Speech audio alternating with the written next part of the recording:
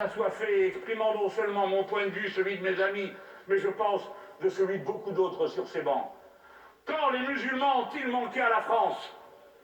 Quand, qu'on me cite un jour, une date, un fait, quand ils débarquaient en Provence, la moitié de leur troupe, qui était là, était musulmane. Quand ils se faisaient tuer pour la moitié du contingent qui prit d'assaut Notre-Dame de la Garde à Marseille pour en expulser les nazis qui s'y trouvaient, quand nous ont-ils manqué?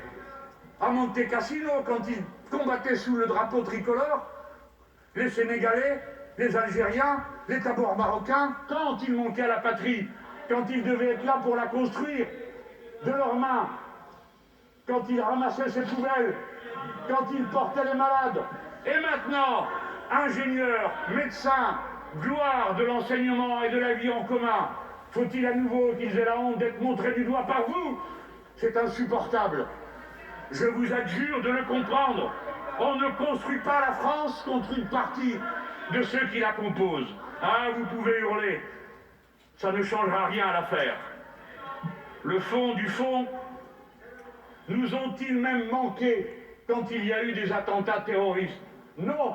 Rappelez-vous les déclarations des recteurs des 3 mosquées, déclarant que tout ça n'avait rien à voir avec l'islam.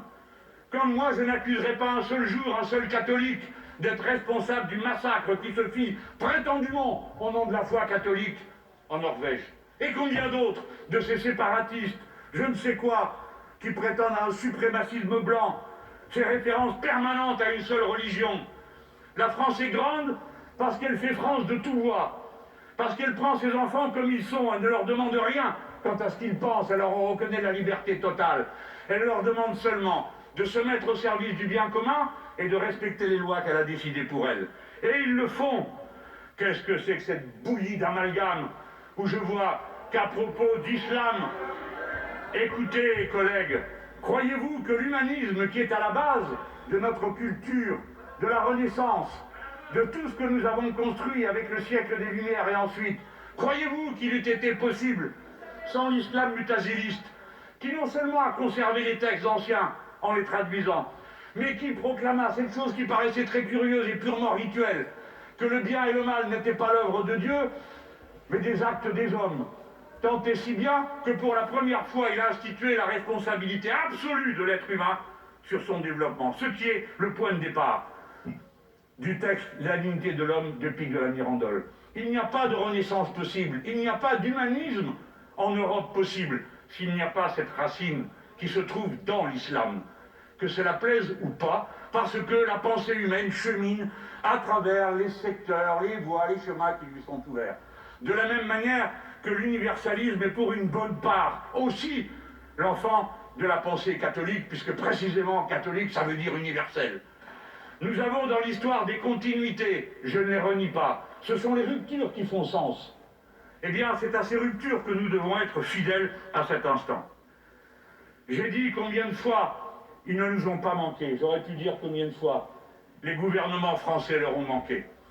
Quand ils chipotent au Chibani, obligés de rester quelques mois en France, si vieux, si fatigués, loin de leur famille, juste pour pouvoir toucher la retraite. Quand on discute du niveau de leur pension. Et puis, mesdames et messieurs, chers collègues, lorsqu'on tire sur des croyants à la sortie de la mosquée de Bayonne, eh bien, il n'y a pas d'officiel gouvernemental qui se déplace. Eh bien, je redis devant l'Assemblée nationale, au nom de tous les camarades insoumis, je suis fier d'avoir participé avec la CGT, avec la FSU, avec ATTAC, avec la Ligue des droits de l'homme, à la manifestation du 10 novembre, manifestation de fraternité du peuple français qui s'est achevée par une Marseillaise vibrante.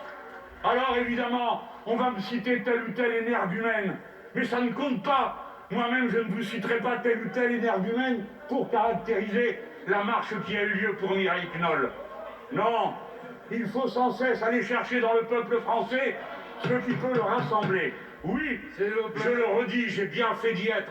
Et combien d'autres avec moi, sein de leur écharpe, les gens venaient nous toucher et disaient « Vous avez raison d'être là, vous êtes avec nous ». Et on a chanté ensemble la Marseillaise, c'est-à-dire l'hymne de la patrie républicaine, et rien d'autre.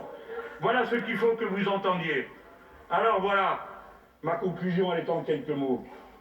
Ce texte ne sert à rien, ce texte est dangereux.